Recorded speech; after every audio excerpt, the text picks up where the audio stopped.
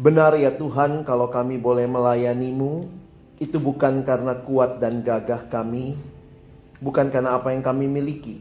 Karena sebenarnya semua yang kami miliki asalnya daripada Tuhan. Tapi kami percaya kalau Tuhan panggil kami di dalam pelayanan ini, Tuhan mau menyatakan visi-Mu bagi kami. Karena itu tolong kami dengar-dengaran kepada kehendak-Mu, menggumulkan apa yang menjadi rencana-Mu bagi hidup kami, bagi pelayanan kami ke depan.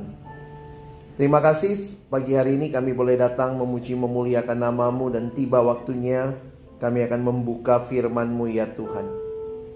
Kami mohon waktu kami membuka firman-Mu, bukalah juga hati kami. Jadikanlah hati kami seperti tanah yang baik, supaya ketika benih firman-Mu ditaburkan boleh sungguh-sungguh berakar, bertumbuh, dan juga berbuah nyata di dalam hidup kami. Berkati hamba-Mu yang menyampaikan, semua kami yang mendengar, Tuhan tolong, agar pada akhirnya kami bukan hanya jadi pendengar-pendengar firman yang setia, tapi mampukan dengan kuasa dan pertolongan dari Roh-Mu yang kudus, kami dimampukan menjadi pelaku firman-Mu di dalam hidup kami, di dalam keseharian kami. Bersabdalah ya Tuhan, kami anak-anak-Mu sedia mendengarnya. Dalam satu nama yang kudus, nama yang berkuasa, nama Tuhan kami Yesus Kristus, Sang Firman yang hidup, kami menyerahkan pemberitaan firman-Mu. Amin. Shalom. Shalom. Selamat siang teman-teman sekalian. Bersyukur kesempatan boleh hadir melayani kalian di tempat ini, dan kita akan sama-sama melihat satu tema. Maka sudah ada slide-nya. Iya, orientasi Injil dan misi dalam PMK, ini jadi topik kita hari ini. Pelayanan mahasiswa dikerjakan oleh mahasiswa. Karena itu namanya Persekutuan Mahasiswa Kristen. Yang dilayani mahasiswa, pengurusnya juga mahasiswa. Kalau sudah jadi alumni, maka ada peran lain yang diberikan sebagai orang-orang yang jadi penilik, mungkin pendamping, tetapi pelayanan mahasiswa dikerjakan oleh mahasiswa. Karena itu ketika pelayanan mahasiswa diteruskan, karena mahasiswa itu kuliahnya terbatas ya, maka kita juga berdoa ada mahasiswa-mahasiswa yang Tuhan berikan beban untuk melanjutkan pelayanan ini. Jadi Kak Alex berharap kalian boleh mengerti bahwa kenapa perlu ada pengurus yang baru lagi begitu ya, untuk melanjutkan pelayanan ini, karena ini adalah pelayanan mahasiswa yang Tuhan bukakan bagi kita untuk kita kerjakan ke depan sama-sama. Kalau pelayanan mahasiswa hadir, fokus utamanya melayani mahasiswa, maka teman-teman yang paling tahu sebenarnya kondisi mahasiswa seperti apa. Kenapa? Karena kalian sendiri mahasiswa. Jadi kalau Tuhan hadirkan pelayanan ini, Tuhan mau apa sebenarnya? Satu waktu saya pernah ikut sebuah pelatihan, lalu kemudian ada satu pertanyaan menarik di awal sesi. Ya, kira-kira pertanyaannya begini, kalian bisa pikir juga. Apa kira-kira yang akan dirasakan dan dialami kalau PO ini nggak ada? Kira-kira kalau PO nggak ada di kampus, siapa yang akan sangat merasa kehilangan ya? Ada yang mau kasih pendapat kalau PO nggak ada di kampus BINUS? Terus gimana? Nggak bakal ada jaket ini ya. Jaket cantik kalian ini ya, warna janda, warna ungu. Nggak ada jaket. Tapi pertanyaannya sebenarnya yang menarik adalah begini. Apakah kehadiran PO ini sedang menjawab sebuah kebutuhan sehingga memang harus ada? Karena kalau nggak ada atau kalau nggak ada yang merasa kehilangan dengan PO ada apa nggak ada, ngapain kita capek-capek? Ya udah bubar aja gitu ya. Kita ikut aja organisasi yang lain begitu. Tapi akhirnya saya melihat bahwa ini penghayatan saya setelah melewati pelayanan mahasiswa sekian tahun. PO beda sama UKM-UKM yang lain. Yang lain itu bisa kita pilih, ikut apa tidak ikut. Tapi kalau kalian menyadari, kerohanian itu bukan pilihan, itu kebutuhan. PO itu kebutuhan. Jadi bukan sekadar pilihan, saya mau ikut atau saya tidak mau ikut. Saya bisa ikut seperti organisasi lain, tapi inilah kebutuhan yang Tuhan berikan. Dan kampus kalian punya standar yang baik, sehingga jam ibadah itu masuk dalam jadwal yang tidak mungkin ada kuliah di situ, begitu ya. Jadi pakailah itu dengan baik. Nah, ada beberapa data yang pernah diberikan oleh lembaga survei, kira-kira tahun 2021, namanya Bilangan Research. Dia mensurvei banyak hal, dan ini secara khusus memang pemuda gereja dan juga jemaat umum di gereja. Nah, waktu saya melihat hasil surveinya, saya pikir iya ya, akhirnya memang perlu ada pelayanan kepada orang-orang Kristen. Walaupun juga kita rindu banyak orang kenal Tuhan, tapi untuk yang ngaku Kristen aja, misalnya ini datanya begitu ya. Ini anak muda. 1 dari 3 anak muda Kristen Indonesia menganggap bahwa semua agama menyembah Tuhan yang sama. Jadi memang jadi ini juga jadi unik ya. Akhirnya kayaknya semua agama sama aja begitu. Kalau semua agama sama, kenapa nggak semua jadi Kristen aja? Nggak mau dong jadi Kristen, karena nggak sama. Ya, kalau ketemu teman yang ngomong semua agama sama, ya udah lu ikut agama gua kan sama. Dia bilang nggak mau, ya berarti nggak sama gitu ya. Ada hal yang berbeda.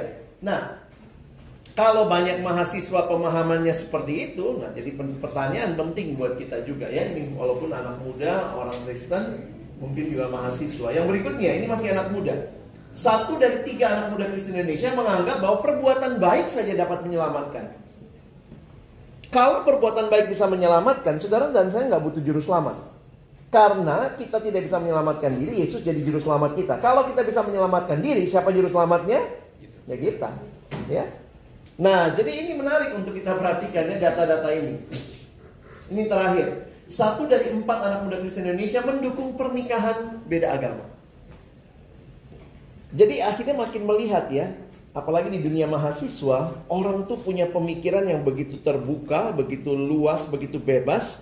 Maka saya pikir perlu orang-orang seperti ini, kita semua lah ya, punya pemahaman yang lebih utuh tentang kekristenan. Nah, ini data tentang orang Kristennya. Kalau tadi anak muda Kristen, ini orang Kristennya. 1 dari 2 orang Kristen Indonesia tidak aktif memberitakan Injil kepada orang lain dalam 3 bulan terakhir. Jadi ini kan 1 dari 2 berarti 50% ya. Selanjutnya, 1 dari 5 orang Kristen Indonesia menganggap bahwa penginjilan kepada teman adalah hal yang tidak baik. Janganlah nanti merusak relasi, begitu ya. Jadi bersahabat, berteman, tapi tidak pernah menceritakan kabar baik. 2 dari 3 orang Kristen Indonesia tidak aktif memuridkan orang lain dalam 3 bulan terakhir.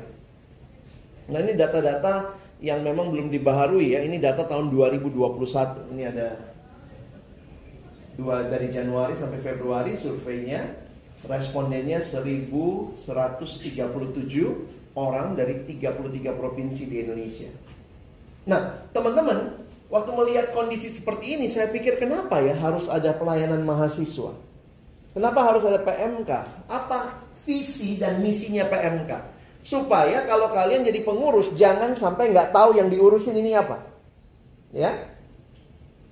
Oh, PO itu angkat-angkat sound system ya, gitu. Itu untuk apa? PO itu kirim-kirim jarkom gitu ya, japri, ayo datang begitu ya. Teman-teman harus tahu lebih dasar lagi apa yang menjadi visi dan misi dari pelayanan mahasiswa Kristen, PMK atau yang kalian di sini sebutnya PO, gitu ya. Kenapa? Kalau tidak demikian, ya kalian nggak akan ngerti juga apa yang mau diurus begitu. Nah, kita lihat dulu yang namanya visi ya. Visi itu kan secara sederhana berarti melihat. Di sini jadi menarik untuk memperhatikan banyak definisi visi karena apa? Kalau kalian lihat kampus aja, pasti BINUS juga punya visi, punya misi. Kamu buat organisasi lain pasti ada visi dan misi. Apa bedanya dengan visi dan misi pelayanan mahasiswa Kristen? Yang menarik adalah Visi dan misi kita tidak hanya lahir dari hasil SWOT. Kadang-kadang gitu ya. Organisasi muncul misalnya, wah SWOT dilakukan begini-begini, ini kekuatannya, strength-nya, ini weakness-nya. Lalu kemudian dianalisa, lalu muncullah sebuah visi. Jadi visi tidak sekadar lahir menurut saya dari SWOT yang ada. Karena apa? Visi Kristen sumbernya dari Tuhan. Makanya kita tidak buang SWOT-nya. Tapi juga kita harus punya kepekaan. Ini yang namanya double listening. You need to listen to God and listen also to the situation. Makanya orang bikin SWOT biasanya kalau kepengurusan. Kenapa? Kita mau listen to the situation. Makanya kalau kita perhatikan, saya kutip kalimat George Barna. Dia bilang begini, ini visi Kristen khususnya ya. Yaitu sebuah gambaran masa depan yang sangat jelas, yang Allah komunikasikan. Ini yang membedakan sekali. Saya mikir-mikir apa bedanya ya. Semua orang bilang dia punya visi misi, semua organisasi, semua jurusan juga begitu. Misalnya ada UI punya jurusan teknik sipil, BINUS punya jurusan teknik sipil. Tapi nanti biasanya bedanya di mana? Lihat visi misinya. Lulusan kami akan misalnya punya keunggulan dalam hal apa yang mungkin kampus ini punya, kampus lain tidak punya. Tapi itu sekadar dari kerinduan, dari SWOT, dari mimpi. Tetapi orang Kristen gambarannya dari Allah yang Allah komunikasikan kepada para pemimpin pelayannya berdasarkan pengenalan yang akurat. Nah di dalamnya ini ya, tentang Allah, tentang diri sendiri dan lingkungan. Jadi menarik prosesnya ya. Visi Kristiani ada bagian Allah, ada bagian manusia. Bagian kita kenal diri kita kenal lingkungan kita. Nah, karena itu orang yang terima visi adalah orang yang dekat dengan siapa? Harus dekat dengan Allah dong ya. Gak mungkin kita melakukan pelayanan ini, yang namanya pelayanan Kristen, kita tidak punya relasi dengan Allah yang adalah pemilik pelayanan ini. Maka saya tuliskan, visi diterima oleh mereka yang bergaul akrab dengan Allah. Karena itulah kita merindukan pengurus-pengurus ke depan, kalian adalah orang-orang yang terus memiliki relasi dengan Allah. Bukan sekadar senang kerja, bukan sekadar senang sibuk-sibuk. Oh saya ini kak kayaknya cukup kuat nih, nggak sempat nge-gym, ya udah angkat-angkat sound system misalnya gitu ya. No, kita punya pemahaman lebih dalam. Tuhan apa yang kau rindukan? Ketika kita setiap hari Jumat misalnya menyiapkan ruangan, kita setiap hari Jumat ngatur segala macam misalnya, ada anak baru masuk nanti kita lakukan penyambutan. Apa yang Tuhan rindukan? Karena ini masalahnya visinya bukan visi kita, ya. Visinya adalah apa yang Allah rindukan. Nah, karena itulah saya ingin mengajak kita, apa sih yang Allah rindukan? Ada hal-hal yang sudah sangat jelas di dalam Alkitab. Maka ada satu bagian yang menarik yang bisa kita pelajari hari ini, yaitu amanat agung. Nah, amanat agung ini bahasa Inggrisnya The Great Commission. Jangan salah ya, ada dua di dalam Alkitab. Hukum agung itu namanya The Great Commandment. Kasihilah Tuhan Allahmu, kasihilah sesama manusia. Bahasa Inggrisnya The Great Commandment. Kalau ini The Great Commission, pengutusan yang agung, amanat yang agung. Memang sayangnya kalau kita dengar bahasa Indonesia, dengar kata amanat, bayangannya langsung apa? Istirahat di tempat, gitu ya. Karena bayangan kita amanat itu cuman pesan. No, amanat itu adalah perintah. Kenapa ini banyak jadi visi? Hampir semua kampus juga visinya ini gitu ya. Visi PMK-nya Matius 28. Karena sebenarnya ini bagian yang menarik yang Yesus sampaikan di akhir pelayanannya. Makanya ini ada di kitab Matius 28 16-20. Ada satu lembaga pelayanan kepemimpinan namanya Hagai.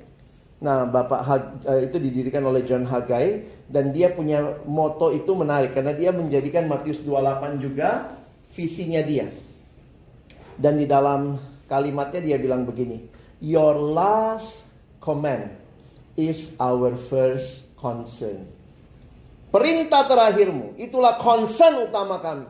Karena itu dia terus membangun pemimpin-pemimpin yang memberitakan Injil kepada seluruh dunia. Ya, kita lihat sebentar ayatnya. Nanti Abang coba aja kita menggalinya sebentar untuk memahami ya, sebagai pengurus, bagaimana kita menghayati visi Allah ini. Karena visinya bukan dari pengurus sebelumnya, visinya bukan dari ADART yang kalian miliki, tapi visi misinya dari Allah.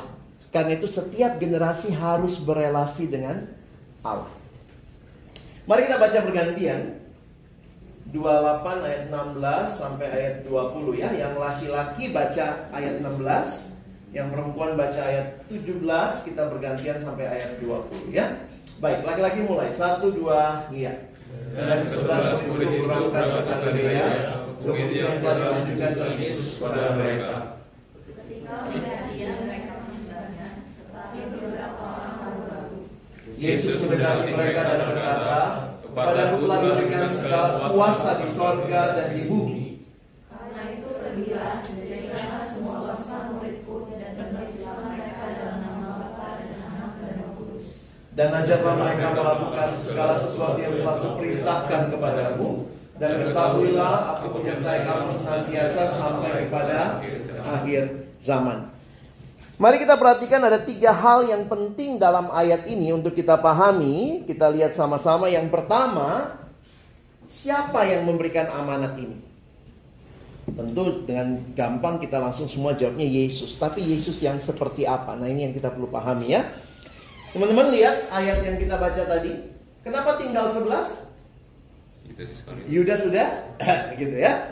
Nah, 11 itu berangkat ke Galilea, ke bukit yang ditinggalin Yesus. Beberapa masih ragu-ragu begitu ya. Waktu mereka melihat Yesus sesudah itu, Yesus berkata, "Kepadaku telah diberikan segala kuasa di sorga dan di bumi." Teman-teman, kalau dengar pesan-pesan terakhir itu biasanya orang sangat concern ya. Wah, ini pesan terakhir nih. Makanya ada yang mau meninggal gitu ya. Ada engkong mau meninggal, dia kumpulin semua anak cucunya. Kumpul semua anak cucu. Udah kumpul semua, udah kong. Saya mau kasih pesan terakhir. Apa engkong? Apa itu? Pokoknya denger ya. Apa itu? Jagalah. Jagalah apa? Jagalah apa? Jagalah kebersihan. Terus dia meninggal. Gitu ya. Jadi orang tuh perhatiin banget kalau pesan terakhir. Gak lama berselang, neneknya ikutan engkongnya gitu ya. Dia kumpulin semua anak cucu, kumpul semua gitu ya. Ini neneknya udah gak lama lagi hidupnya. Nenek juga kasih pesan terakhir teman-teman ya. Oke, pesan terakhirnya, nenek cuma mau pesan satu hal. Tanah. Tanah yang mana, Nek? Tanah di belakang rumah kita. Kenapa? Jangan dijual. Kenapa, Nek? Pokoknya jangan dijual. Kenapa, Nek? Pokoknya jangan dijual. Kenapa? Itu bukan milik kita. Lalu dia meninggal gitu ya. Kalian kecele juga kan? Perhatiin padahal. Kalau pesan terakhir dari orang yang mau meninggal begitu diperhatikan, maka ingat, ini bukan pesan dari Yesus yang mau mati. Kalau kalian baca Alkitab, apa judul perikop Matius 28? Matius 28-nya paling atas. Paling atas. Kebangkitan Yesus. Ini bukan perintah dari Yesus yang mati, yang mau mati, yang begitu harus diperhatikan. Dunia selalu bilang, perhatiin tuh, udah mau mati tuh. Tapi ini pesan dari Yesus yang bangkit. Ini perintah dari Yesus yang bangkit. Sang Raja yang telah bangkit. Kata yang digunakan menarik teman-teman ya. Kalau kalian perhatikan di dalam bahasa Inggris ada 2 kata yang dipakai untuk bicara kuasa. Indonesia menerjemahkannya kuasa. Tapi ada 2 kata yang dipakai yang namanya power dan authority. Ya, power and authority. Apa bedanya? Sebenarnya ini kayak kembaran begitu ya, karena power sama authority itu menyatu. Di dalam Kisah Rasul 8, Kisah Rasul 1 ayat 8, kalau kalian nanti baca, itu muncul kata kuasa juga. Di sini muncul kata kuasa ya. Lihat enggak tadi? Oh ini. Segala kuasa. Maka pertanyaannya, ini power atau authority yang disebutkan di sini? Apa bedanya power sama authority? Power itu begini. Power itu kekuatan yang membutuhkan tenaga, begitu ya. Otoritas agak beda. Kalau kalian lihat lampu lalu lintas, begitu dia nyala merah, semua berhenti. Itu power atau authority? Itu power atau authority? Kalau power itu kan ada polisi yang gitu ya, tahan gitu mobil-mobil gitu ya. Bayangkan cuman lampu merah gitu, tak, sekian ribu ton berhenti. Itu otoritas. Otoritas itu di dalamnya ada power, tapi di dalam power belum tentu ada otoritas. Tangan pendeta itu power atau authority? Pendetanya begini, gile. Berapa ton berdiri tuh semua jemaat ya. Pendetanya gini, set tuh. Saya kalau jadi pendeta yang gitu ya. Nah, di dalam power ada authority. Di dalam authority ada power, tapi di dalam power belum tentu ada authority. Nah, Yesus menerima keduanya karena dia sudah bangkit, power and authority. Tapi di dalam ayat Matius 28 kata yang dipakai authority. All authority kepadaku telah diberikan segala kuasa di sorga. Di sorga memang dia sudah berkuasa, tapi di bumi juga dinyatakan telah diberikan kepada Kristus. Jadi teman-teman yang mengasihi Tuhan, kalian tidak jadi pengurus karena diutus oleh seniormu, tim regenerasi sebelumnya, Koko Cici yang pegang kelompok kecil. Tetapi kalian yang percaya pada Kristus yang bangkit, dialah yang mengutus kita.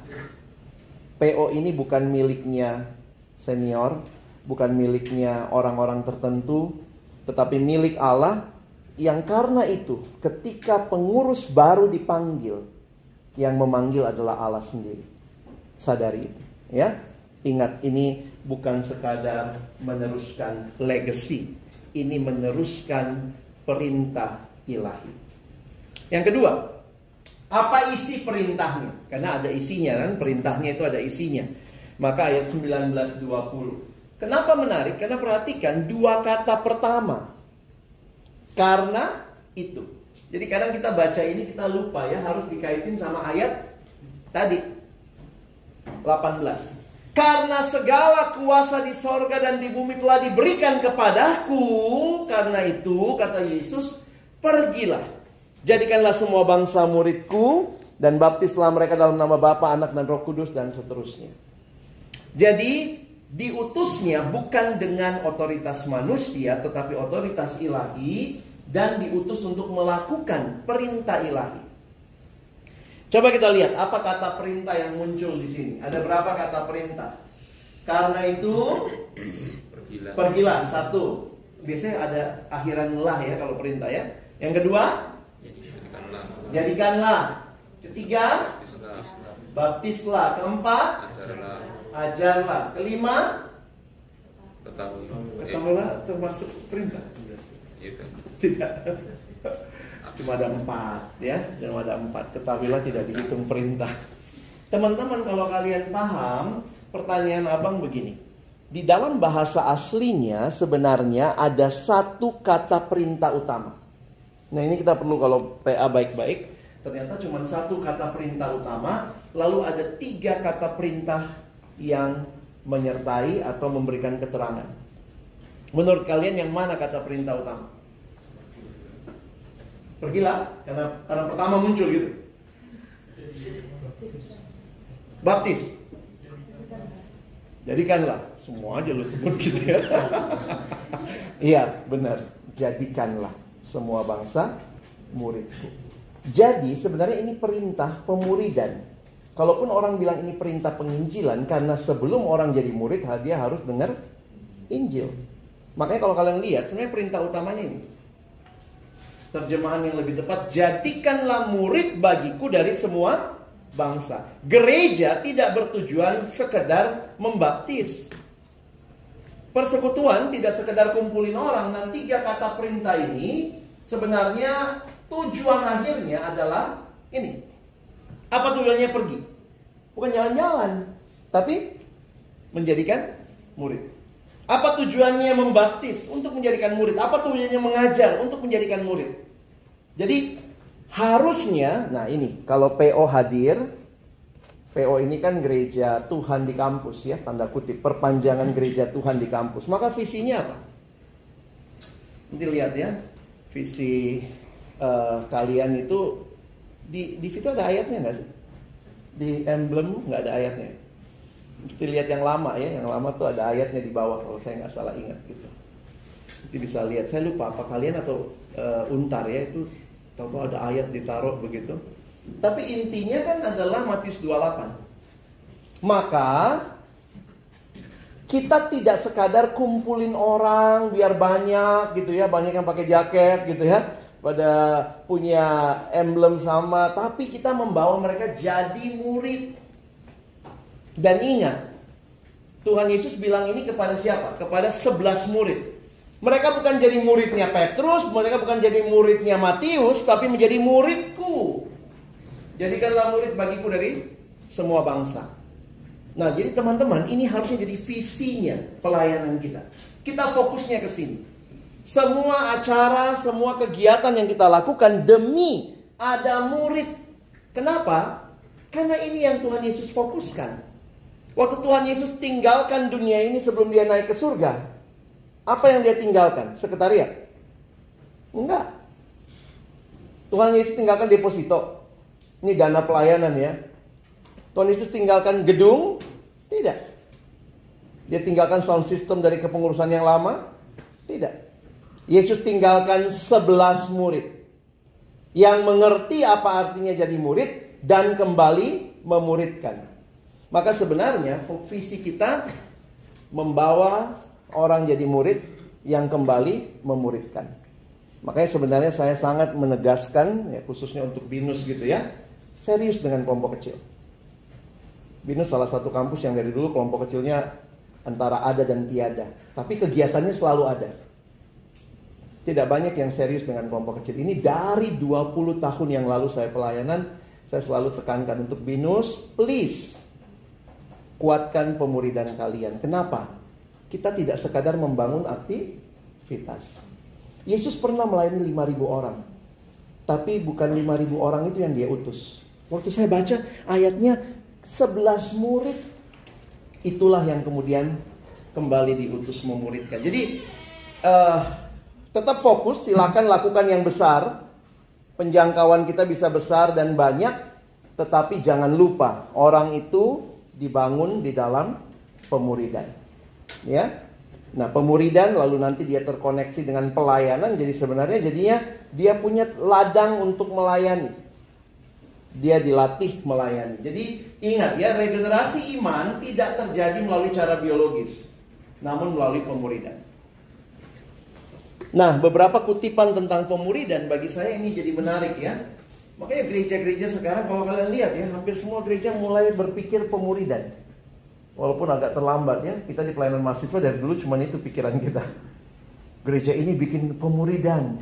Gereja ini jadi gereja sel, komsel. Kenapa? Karena jumlah yang besar agak sulit dilatih jadi murid. Dibangun dalam jumlah yang lebih kecil. Niru siapa? Niru Yesus.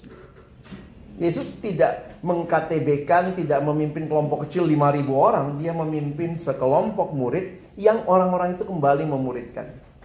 Makanya kalimat dari Dietrich Bonhoeffer, dia bilang Christianity without discipleship is always Christianity without Christ. Kenapa? Orang itu mentuhankan Kristus waktu dia sebenarnya dimuridkan dengan baik. Ya. Ada satu ilustrasi yang diberikan begini. Kalau kita hanya melayani besar ya, bukannya tidak boleh.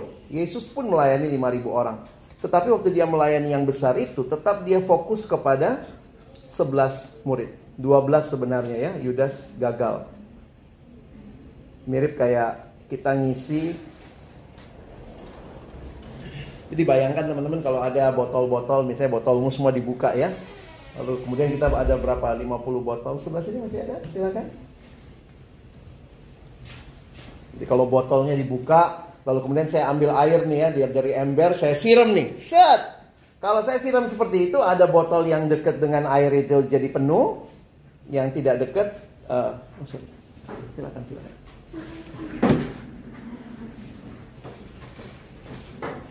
Ada yang penuh karena dekat, tapi yang jauh mungkin cuma dapat beberapa tetes. Tapi pemuridan itu yang Yesus lakukan seperti setiap botol itu diisi satu-satu. Nah, itu yang menjadi bagian yang menarik. Yesus meninggalkan 11 murid.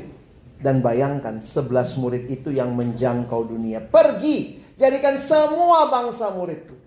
Saya kalau belajar marketing, kadang-kadang saya pikir Tuhan Yesus nih kok strateginya kurang jitu ya. Ini kalau markom nih kurang bagus nih ya. Masa bagian terakhir sesudah pelayanan 3,5 tahun cuman hasilkan 11 orang.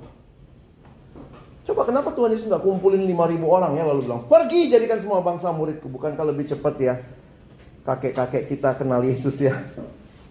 Tapi bayangkan proses yang panjang. Christianity without discipleship, always Christianity without Christ. Timothy Keller kalimatnya, discipleship is not an option. Jesus says that if anyone would come after me, he must follow me. Murid itu murid yang mengikuti gurunya. Kenapa? Kita tidak sekadar membangun fans.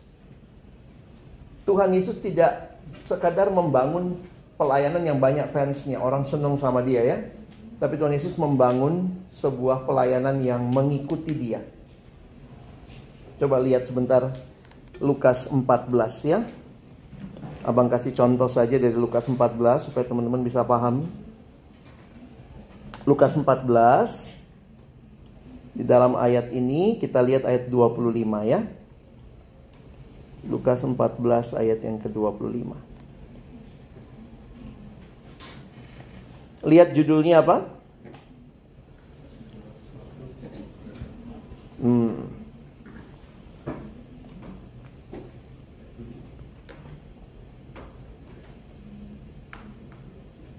Segala sesuatu harus dilepaskan untuk mengikuti Yesus. Jadi bayangkan Yesus sudah mulai terkenal waktu itu ya. Orang mulai banyak datang karena dia udah menyembuhkan, dia bikin mujizat. Nah, lihat ayat 25. Pada suatu kali banyak orang berduyun-duyun. Berapa banyak tuh? Banyak lah ya, duyun-duyun ya. Mengikuti Yesus dalam perjalanannya. Berarti kalau mengikuti Yesus, Yesus jalan di mana? Di depan ya. Nah, sekarang bayangkan saya yang jadi Yesus ya. Kalian berduyun-duyun ya di belakang. Saya bayangkan waktu itu kalau ada banner kali ada yang udah ya Yesus kan lagi banyak gitu ya. Karena Yesus udah ngetop tuh. Terus dia balik nih. Sambil berpaling ia berkata kepada mereka, "Yo, kita dirikan GFC, Jesus Fans Club," gitu. Saya kaget waktu baca ini ya. Coba bayangkan ya, saya Yesus ya, saya balik. Jika seorang datang kepadaku dan ia tidak membenci bapaknya, ibunya, istrinya, anak-anaknya, saudara-saudara laki-laki atau perempuan, bahkan nyawanya sendiri, ia tidak dapat menjadi muridku. Ini orang udah syukur-syukur diikutin ya. Tapi justru dia menantang mereka, mau jadi murid.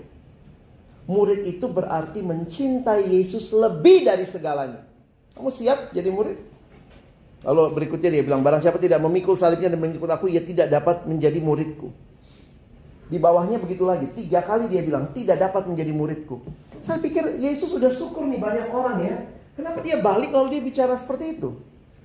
Karena Yesus tidak sekedar ngumpulin fans. Tapi dia ngumpulin murid yang follow him.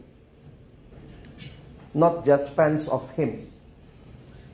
Nah, disinilah saya pikir pelayanan Kristen harus fokus menghasilkan murid yang benar-benar ikut Yesus. Dan dalam sejarah murid itu dibentuk dalam kelompok-kelompok yang lebih kecil.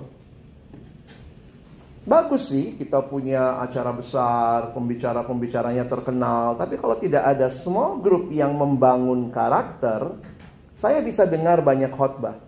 Tapi karakter terbangun ketika saya ketemu orang lain di dalam kelompok yang menolong saya juga belajar, saling mengasah, begitu ya.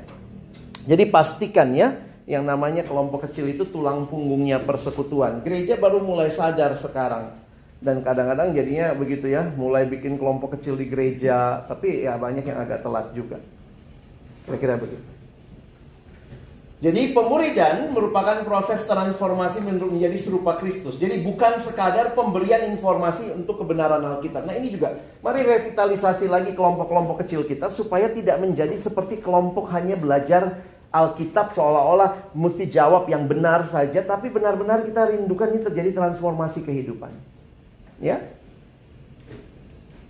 Memuridkan itu life to life, meliputi, tidak sekedar mind to mind. Kadang-kadang kita lupa, kita pikir hanya masalah pemikiran saja. Dan kalau dia jadi murid, maka dia akan dimobilisasi untuk melihat lebih luas. Karena murid itu mengertinya kingdom mission, kerajaan Allah. Begitu kita jadi murid Kristus, maka ingat, kita sekarang sudah punya dua identitas. Warga negara kerajaan surga, warga negara kerajaan Republik Indonesia, begitu ya. Kalian sudah punya paspornya? Ini sudah punya? Paspor citizen of God, gitu. Kingdom of God. Kerajaan Allah, berarti Allah adalah satunya raja yang berkuasa penuh dan memerintah atas seluruh ciptaannya. Jadi waktu Yesus berkata, pergi, ini kan kita lagi bicara isinya. Pergi jadikanlah semua bangsa muridku. Murid yang kemudian menjadikan Allah dan kerajaannya prioritas utama dalam hidup mereka. Itulah yang kita dipanggil untuk melakukan itu. Disciples of all nations. Pergilah, beritakan Injil kepada segala makhluk.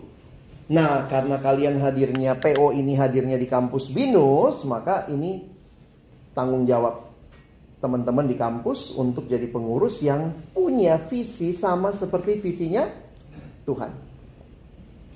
Ya, ada yang bilang kalau gitu gimana kita menghayatinya? Nah, ini visi itu harus diteruskan ya. Makanya biasanya kita bilangnya ada visi, seperti saya pakai gambar ini ya. Visi ini lalu kemudian diteruskan menjadi misi, dan kemudian ini diterapkan secara praktis dalam bentuk strategi. Visinya menghasilkan murid yang kembali memuridkan. Lalu bagaimana misinya? Misinya itu, nah, saya pikir agak unik ya. Tuhan Yesus tuh pelayanannya 3 tahun. Sama kayak kita di kampus ya. Di kampus itu kan kira-kira 3 tahun ya. Kalau gereja mesti berpikir panjang tuh, karena kan nggak ada gereja cuma 3 tahun terus dia pindah lagi ya, naik gereja gitu, nggak ada naik kelas gitu ya. Tapi Tuhan Yesus 3 tahun, maka lihat apa yang Yesus lakukan. Nah, kita mengatakan misi yang Yesus lakukan untuk mencapai visi. Coba kalau kamu anak marketing, komunikasi, kalian dikasih tugas, coba rancang proposal campaign 3 tahun. Tuhan Yesus tuh ya 3 tahun. Lalu kemudian targetnya apa? Seluruh dunia. Pergi jadikanlah semua bangsa muridku. Kira-kira you come up with proposal kayak apa? Tuhan Yesus proposalnya hasilkan 11 orang kunci. Kadang saya pikir wow, ini jauh sekali ya. Mungkin kalau kita akan bikin big event ya, saya akan viralin di IG, saya akan viralin di TikTok, saya akan buat yang besar. Tuhan Yesus tidak menolak acara besar, tapi dia fokus kepada yang sedikit. Kenapa? Itulah yang namanya menghasilkan orang kunci, key person ya. Nah, maka misi yang dia lakukan, apa yang dia lakukan? Dia mulai panggil murid. Coba kalian lihat Matius 4 ayat 17. Abang tunjukin ayat-ayat yang penting ini, saya nggak buat di slide ya. Matius 4 ayat 17. Sebentar. Matius 4, 17. Sejak waktu itulah Yesus memberitakan, bertobatlah sebab kerajaan sorga sudah dekat. Bayangkan awal pelayanannya langsung dia bilang, bertobatlah kerajaan sorga sudah dekat. Wow, visinya itu luas sekali. Kerajaan Allah, kerajaan sorga seluruh dunia.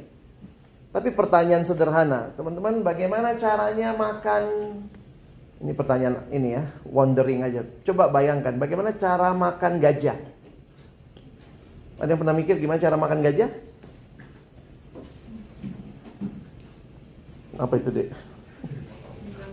Iyalah, dimasak dulu, lalu dipotongnya kecil-kecil, lalu dimakan 1 sendok demi 1 sendok. Yesus mau bangun kerajaan Allah. Apa yang dia lakukan di pasal 4 ayat 18? Judulnya apa? Dia panggil murid-murid. Dia panggil murid-murid. Betul Yesus pelayanan banyak orang, tapi dia ada kelompok inti. Kelompok inti itu kan 3 orang ya. Petrus, Yakobus, Yohanes. Lalu ada kelompok 12. Termasuklah. Lalu nanti ada kelompok, ternyata kita tahu juga ada kelompok 70 kan? Yesus pernah mengutus muridnya berdua 70 orang. Waktu dia bangkit di Kisah Rasul pasal 2, ternyata Kisah Rasul pasal pertama ada kelompok 120 orang. Jadi ini cara membangun nih. Yesus nggak langsung punya 5.000 pengikut. Walaupun yang datang ikut makan roti 5.000, tapi mungkin ada yang memang cuma datang untuk makan, gitu ya. Mungkin mahasiswa itu ya. Pokoknya kalau ada makan, ada mahasiswa di situ ya. Nah, jadi akhirnya kita lihat apa yang Yesus lakukan. Dia pilih muridnya. Waktu dia pilih muridnya ngapain 3 tahun? Apa tujuannya 3 tahun itu? Coba lihat Markus 3 ayat 13.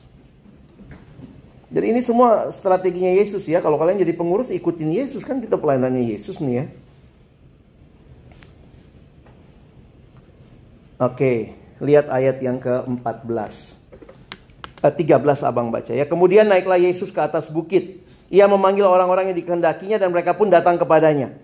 Nah, ia menetapkan 12 orang untuk menyertai dia dan untuk diutusnya memberitakan Injil dan diberinya kuasa untuk mengusir setan.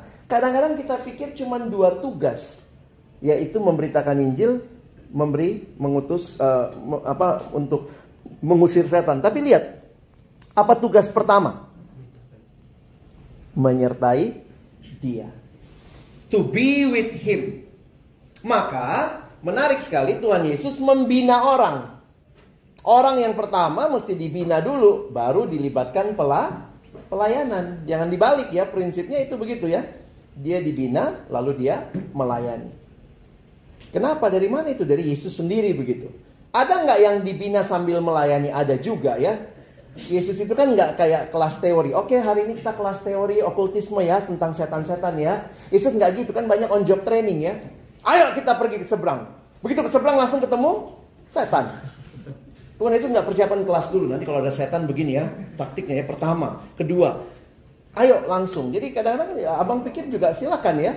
Tapi ada pembinaan, ada pendampingan sambil orang itu melayani. Lalu kemudian nanti dia berlipat ganda. Kalian pernah bayangkan nggak siapa Asyir waktu kasih makan 5.000 orang? Yesus kan kasih makan 5.000 orang ya. Asyirnya siapa? Murid-murid loh. Baca ayatnya. Lalu Yesus memberikan kepada murid-muridnya, lalu murid-muridnya membagikannya. Jadi bukan Yesus juga, capek juga Yesus ya. Tapi murid-muridnya. Berarti murid-muridnya dilatih melayani. Nah, itu yang namanya pelipat gandaan. Lalu akhirnya waktu Yesus naik ke surga, dia utus, pergi jadikan segala bangsa muridku. Makanya misi dalam pelayanan kita kenal dari Yesus ya. Visi diteruskan dalam misi, kita ikut pola Yesus yang kita bilang 4P. Penginjilan, habis diinjili dibina. Habis dibina harus disiapkan melayani. Jangan cuma senang dibina, lama-lama binasa. Ya, yang cuma senang dibina, kalau pembinaan datang, tapi di waktu dibilang kamu jadi pengurus ya, aduh jangan saya deh. Udah saatnya kamu deh, jangan saya. Dalam hati paksa lagi dong kak, paksa dong gitu ya. Kalau langsung terima kayaknya murahan banget gue gitu ya.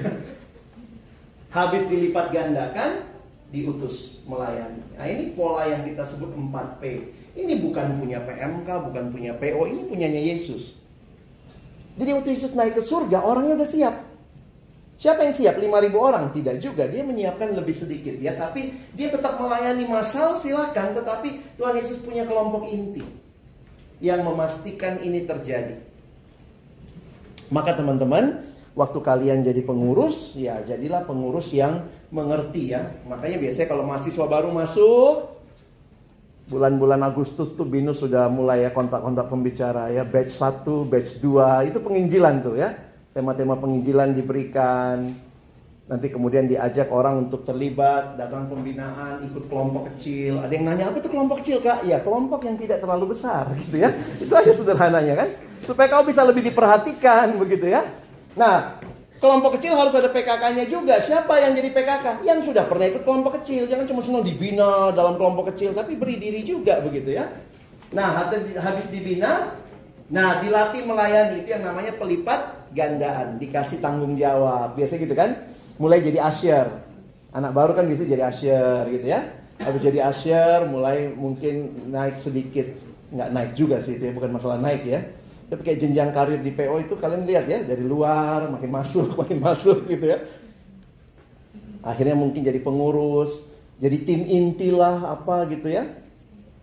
BPH dan seterusnya. Bagi saya sih tetap mesti ingat, secara itu kelihatannya jenjang, tapi sebenarnya kita sama aja.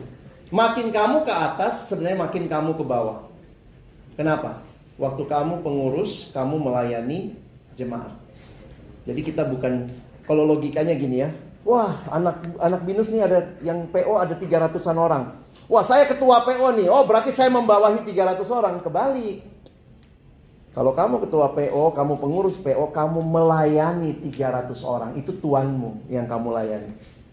Kamunya sebenarnya di bawah. Cuma di struktur kita namanya paling atas biasanya ya. Kita harus punya semangat pelayanan. Terakhir, bayangkan Tuhan Yesus percayakan ini kepada murid-muridnya. Muridnya itu sangat rapuh. Saya mikir gini ya, Yesus bilang gini sama Petrus, pergi jadikan semua bangsa muridku. Mungkin Petrus bahkan gak punya KTP, gak punya paspor ya. Petrus itu kemana sih pelayanannya? Pasti paling Palestina DSK dan sekitarnya. Makanya waktu saya pelajari, Tuhan ini mission impossible. Petrus yang baru menyangkal 3 kali. Pergi jadikan semua bangsa muridku. Kalau kira-kira kamu jadi Yesus, kamu mau percayakan ini gak kepada orang yang pernah gagal? Ingat ya, semua muridnya meninggalkan dia katanya. Tapi justru Tuhan percayakan kepada mereka. Saya pikir di situ menarik ya, bahwa tidak ada orang yang cukup layak sebenarnya melayani. Kita pun bisa gagal. Makanya waktu saya pernah tawarin orang pelayanan gitu ya, Dek kamu pelayanan ya, oh, saya nggak layak kak, saya nggak layak kak. Ya udah kamu yang saya cari gitu ya. Kalau misalnya begitu kamu tawarin pelayanan atau orang itu, Kak saya layak pelayanan, saya jadikan saya pengurus, saya layak kak. Oh saya akan bilang doain lagi, jangan jadi pengurus. Kalau kamu, saya nggak layak, ya kamulah orangnya. Orang-orang yang nggak layak yang Tuhan pakai, tapi mau dibentuk. Makanya saya tulis begini. Ia adalah Tuhan yang tahu bahwa kita mungkin gagal menjalankan misi kerajaannya ini, namun dia tetap percayakan buat kita. Lalu apa dong jaminan keberhasilan kita? Ini yang terakhir. Siapa yang memberikan janji? Apa isinya? Siapa yang memberikan perintah? Apa isi perintahnya? Nah terakhir, ada janji penyertaan. Kenapa? Ini bukan proyek kita kok. Ini proyeknya Tuhan. Makanya dia bilang apa? Aku menyertai kamu senantiasa sampai kepada akhir zaman. Kalau kita lihat konteks dekatnya, ini kalau PA ya, kalau kita lihat konteks dekatnya, di mana Tuhan pasti menyertai? Pada waktu kamu ngapain? Bukan waktu kita kuliah, apa ya? Karena kan nggak ada. Karena itu pergilah kuliahlah gitu ya. Tetap kuliah juga Tuhan sertai. Tapi ayat ini Tuhan menyertai, pasti disertai kalau apa? Kalau kerjakan pemuridan. Itu pasti Tuhan sertai. Karena ayatnya nempel nih. Aku menyertai kamu senantiasa sampai kepada akhir zaman. Waktu kalian melakukan pelayanan dalam pengurus PO, kalian jadi pengurus yang melayani, aku, Tuhan akan menyertai kamu senantiasa sampai kepada akhir zaman. Mau disertai Tuhan? Jadi pengurus. Oh yang lain juga Tuhan sertai kak. Iya tapi gak ada ayatnya gitu ya. Pergilah kuliahlah baik-baik mata kuliahanmu, maka aku akan menyertai kamu. Kita biasanya pakai ayat lain ya, Tuhan memang menyertai kita. Tapi yang pasti Tuhan sertai, ini nih. Karena ayatnya nempel. Waktu kamu mengerjakan tugas untuk membawa orang jadi murid dan kemudian memuridkan kembali, percayalah, ini proyeknya Tuhan. Tuhan menyertai kamu sampai akhir zaman. Surely I am with you always to the very end of the age. Jadi motivasi kita, semangat kita datang bukan sekadar dari ini pekerjaan biasa. Satu teman anak kelompok kecil saya cari kerja. Waktu itu dia bilang, dia lagi bikin CV ya. Anak sekarang kan CV-nya bagus-bagus ya. Waktu dia bikin CV dia tunjukin ke saya. Terus saya bilang, hey, kok gak masukin jadi pengurus PO? Terus dia bilang, masukin ya? Ya masukin dong. Kalau dipikir-pikir gitu ya, kamu pengurus kerajaan Allah loh. Kok nggak bangga ya? Kita nggak bangga ya, tapi kalau ikut English competition, walaupun juara harapan 2, tapi masuk tuh. Ini pengurus kerajaan Allah loh. Masukin, saya bilang. Oh, dia masukin ya. Waktu diwawancara, nggak tahu juga dapat mungkin senior yang ini ya, orang Kristen. Dia langsung dipercaya jadi manajer. Kaget juga dia. Terus orang itu bilang gini, saya kejadian kamu manajer karena saya lihat kamu pernah pelayanan ya. Iya. Terus kemudian ditanya sama dia, waktu kamu pelayanan jadi ketua, berapa anak buahmu? Kita gitu ya. Oh, pengurus saya ada 13 orang. Ya udah, kamu berarti udah bisa mimpin 13 orang. Langsung jadi manajer. Saya bilang, ya Tuhan bisa berkarya. Jangan kita pikir ini cuman pengalaman ya karena nggak ada kerjaan. Ya udah lihat pengurus PO gitu ya. Kalian sedang berbagian dalam kerajaan Allah, membangun kerajaan Allah. Dan Tuhan berjanji menyertai. Dan Tuhan juga bentuk kita kan. Kamu bisa mimpin, kamu bisa... itu skill-skill yang sangat dibutuhkan saat ini. Dan saya pikir Tuhan bentuk kita di dalam PO ini. Tentu Tuhan menyertai untuk semua aspek kehidupannya. Dalam studimu, studi dengan baik. Jadi pengurus bukan berarti studi gagal ya. Justru waktu kamu jadi pengurus, harusnya kamu juga bisa jadi teladan dalam studi. Waktu saya jadi ketua PO di kampus saya minta semua pengurus, setiap semester itu semua pengurus harus wajib setor KRS ke saya. Hasil studinya ya. Apa itu? KHS ya. Apa sih kalau istilah di kampus-kampus beda ya. Jadi minta IP-mu. Kenapa? Saya bilang saya harus perhatiin nih. Kamu kan kepengurusan 1 tahun. Kalau IP-mu jelek, saya harus bukan berhentiin ya. Saya kurangin pelayananmu, tanggung jawabmu, saya kasih ke teman bidangmu. Kenapa? Karena orang tuamu cuma tahu nilai studimu kan. Orang tuamu nggak tanya berapa kelompok kecil yang kau pimpin, berapa jemaat yang datang PO hari ini. Orang tuamu cuma tahu studimu. Maka saya sebagai ketua persekutuan akan bertanggung jawab supaya kamu bisa studi dengan baik. Saya agak susah nih, agak turun semester ini. Oke, kamu tetap pengurus nggak apa-apa, tapi kurangi tanggung jawabmu, bagi sama teman yang lain. Tapi saya melihat justru ketika kita punya tanggung jawab pelayanan, justru studi makin bertanggung jawab. Karena kita makin tahu waktunya tidak banyak. IP terbaik saya justru waktu saya paling sibuk jadi pengurus di PO. Karena itulah kesempatan saya benar-benar pakai waktu. Jam segini doa, jam segini belajar, jam segini persiapan kelompok kecil, jam segini PMKJ, jam segini. Itu semua masuk dalam jadwal ya. Begitu semester depannya, mata kuliah tinggal 2, mulai leha-leha, udah selesai jadi pengurus, IP saya paling drop justru waktu sangat santai. Jadi itu pengalaman pribadi ya. Saya nggak tahu pengalamanmu ya. Kamu bilang, oh saya biar sibuk nggak sibuk tetap jelek kak. Itu masalahmu ya. Saya nggak tahu itu ya. Tapi poinnya adalah tanggung jawab dengan studimu ya. Jadi saksi dalam studi. Dalam pergaulan juga. Namanya pengurus, kalian pasti disorot lah ya. Namanya pengurus, orang akan melihat begitu. Dalam pekerjaan, kalau kalian juga sudah kerja, ada alumni mungkin yang jadi ini juga penilik. Kalau pacaran juga ya ingat. Kamu pacaran demi memuliakan Allah. Ada ayat di Alkitab begini, kalau kamu minum, kamu makan, lakukanlah segala sesuatu untuk kemuliaan Allah. 1 Korintus 10 ayat 31. Kadang saya pikir gitu, kenapa makan aja, makan tuh receh banget ya. Makan, minum untuk kemuliaan Allah. Tapi kok pacaran untuk kemuliaan diri, nah ini gak pas. Jadi tetap ya jaga kekudusan dalam pacaran ya. True love waits, ada kalimat kecil, save it until marriage.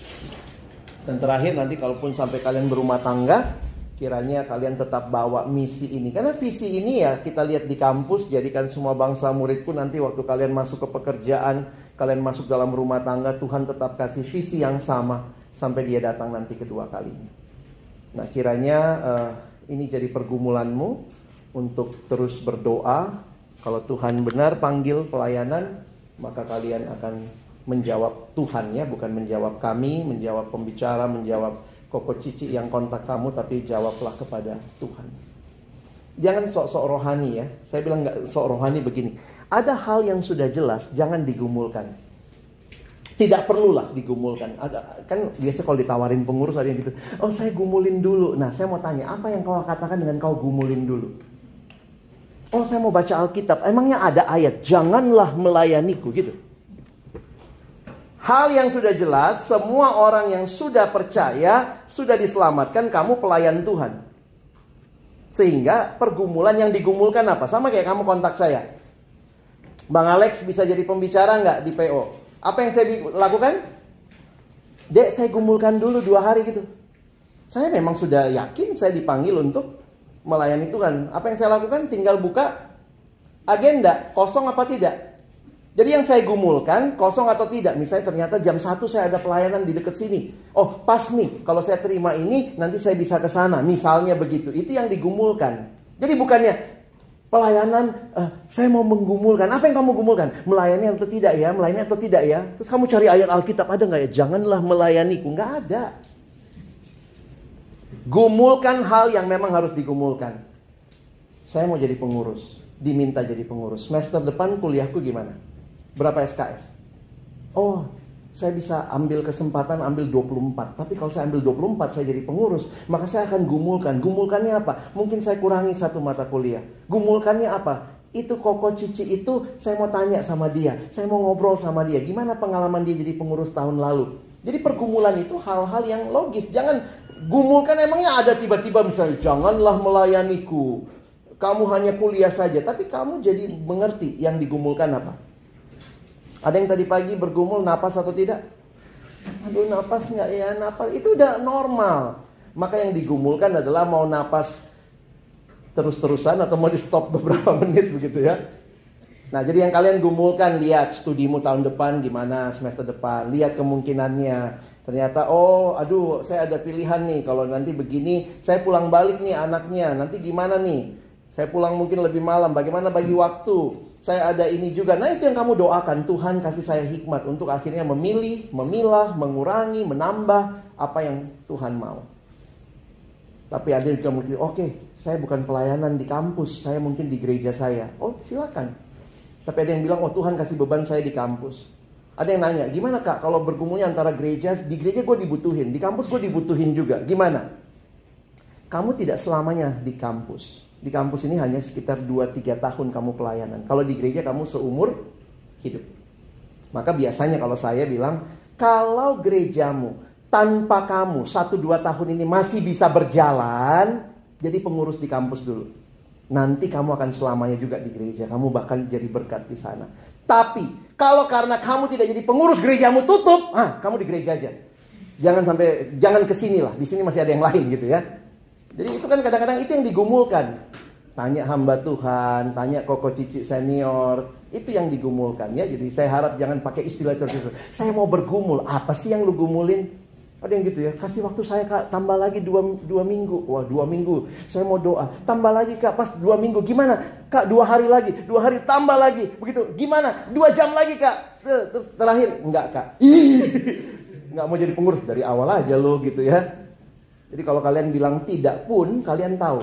Karena ada prioritas lain yang mungkin Tuhan bukakan kepada kalian. Ada tanggung jawab lain yang Tuhan bukakan. Kalau kalian jawab iya, maka kalian juga mesti bilang, ini tanggung jawabnya akan gimana ke depannya. Oke, kiranya Tuhan menolong teman-teman boleh jadi pelaku-pelaku firman ya. Amin. Mari berdoa. Tuhan terima kasih buat kesempatan belajar firman-Mu, mengerti kehendak-Mu dan juga terus melihat pentingnya pelayanan ini dikerjakan. Kami sangat sadar, kami terbatas, tapi Tuhan sungguh tidak terbatas. Karena itu hamba menyerahkan adik-adikku yang sedang bergumul untuk kepengurusan ke depan. Biarlah mereka bisa melihat dengan pasti, dengan jelas apa yang harus mereka pilih ke depan. Dan mempertanggungjawabkan seluruh pilihan mereka di hadapan Tuhan. Tolong kami terus taat, dengar-dengaran kepada kehendak-Mu. Kami menutup firman-Mu, dalam nama Yesus kami berdoa. Amin.